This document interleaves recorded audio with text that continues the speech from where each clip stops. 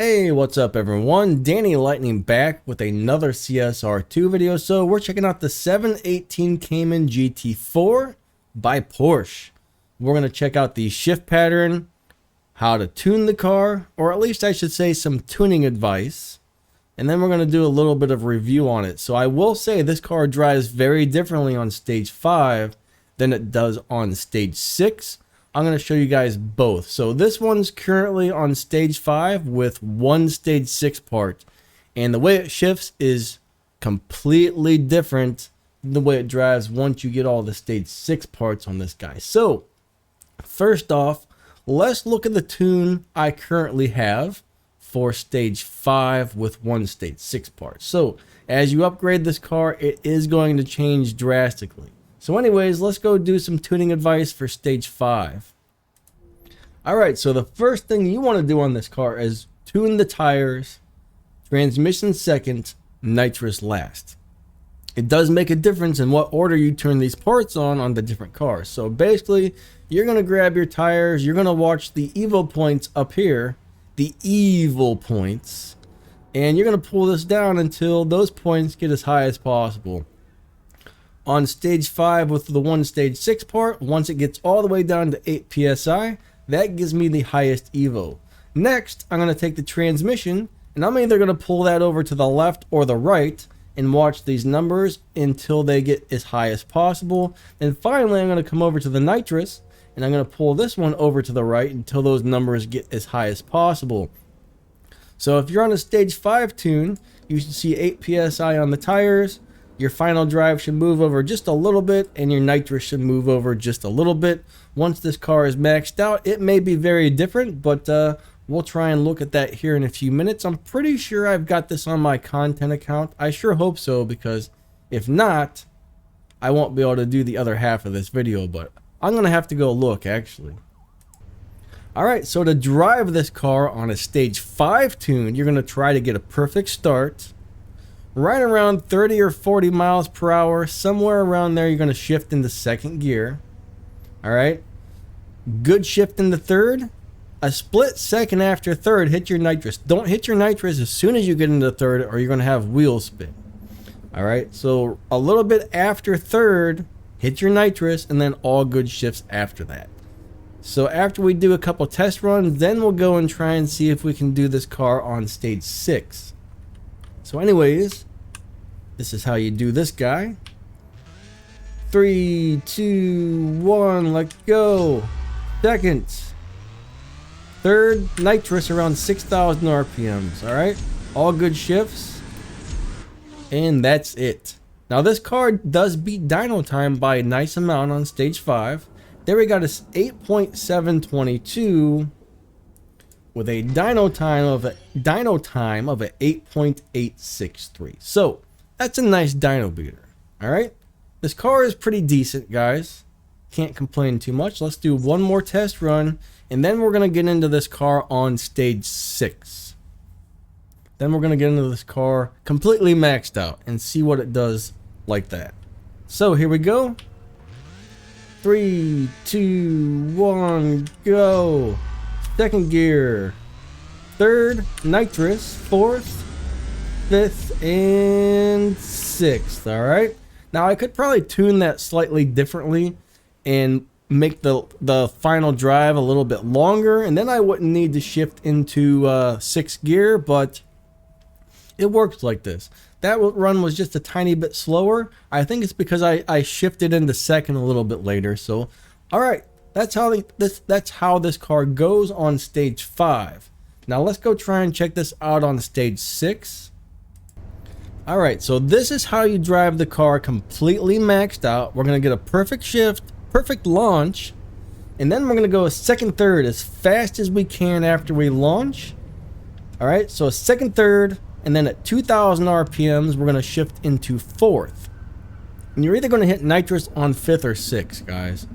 Very strange car on completely maxed out, and the tune is so different it's not even funny. So anyways, let's go ahead and do a couple test runs here.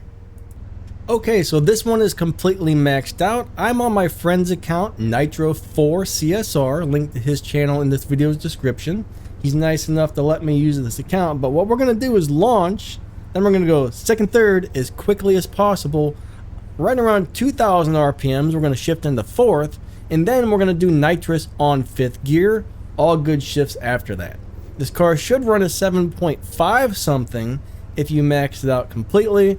I haven't quite perfected this shift pattern yet, but every once in a while I get it just right, hit like a 7.5. So anyways, 3, 2, 1, go. Second, third, fourth, fifth and nitrous, sixth, seventh. All right, that's pretty much how you drive this guy completely maxed out.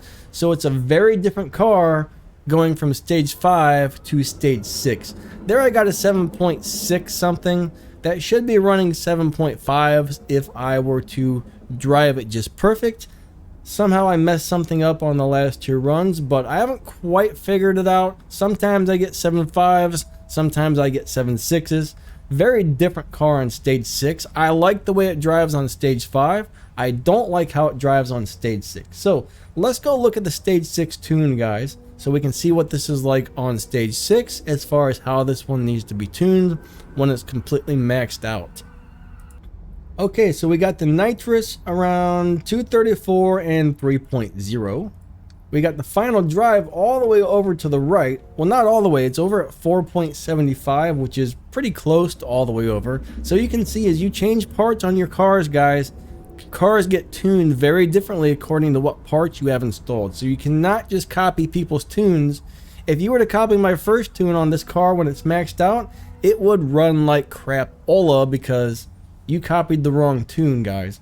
When you change parts, tunes change drastically. And we still got the tires down at 8 psi. Alright, so I will give you a little review on this car now. Alright, so bottom line is this car does beat dyno time, which is awesome. It's going to be a nice live racing car for tier 3. It is the 4th fastest? Yeah, 4th fastest tier 3 car in the game. It will beat dyno time by almost half a second. If it's maxed out and you drive this car just right, it's going to beat dyno by almost half a second. So this car should win you some live races. Now, the only thing is, it's only got plus 887 on the Evo points, okay? So it's not going to be a gigantic RP monster, but it's still probably going to get you about 1,000. I'm going to guess you're probably going to get between 900 and 1,000 per win, depending on if you're stage 5 or stage 6 or whatever. It's going to be a decent car for live racing if you don't already have a good live racer. All right, it's definitely a cool car, guys. 4th fastest car in the game as far as this goes. 0 to 100 time, guys. 0 to 100 time. So you're going to see about 3.1 on the 0 to 100 time and 1.9 on the 0 to 60 time, which is really good for a car like this. Okay? Very, very good for a car like this. Top speed is a little over 200 miles per hour, which is great for a tier 3 car.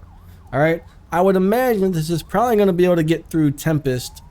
I can't remember what the Tempest speed trap or sprint race times is, but you guys can always look that up. I do have a chart on that somewhere, but just remember, this will do about 208, 209 miles per hour, maybe more if you tune it differently. You might be able to tune it to do a little faster top speed, and you're looking about 1.9 seconds. All right, maybe 2 seconds on the 0 to 60, depending on how good you drive it and if the car is maxed out or not, and around 3.1 seconds on the 0 to 100. Bottom line, though, it's a very nice little car. All right, very nice little car overall. Right now we have it for the Prestige Cup. Should you spend your keys on this car? Well, if you really need a good tier 3 car, I guess so. If you don't actually need the car, as I always say, if you don't need to do the Prestige Cup and you don't need the points for your crew, it's a tier 3 car, guys. Tier 3 cars are a dime a dozen. There's so many good tier 3 cars out there that can do well at live racing, beat the Tempest and stuff like this. Only pull this car if you really need it. That's my advice on that one. But yeah, very cool little car overall. I like it. definitely not a must-have because there's so many good tier 3 cars in the game. And more than likely, if you've been playing for a while, you've already got them, but I pulled this thing because I need it for the Prestige Cup. So yep, I think that pretty much wraps this one up, and catch you all later. Thanks for watching. See ya.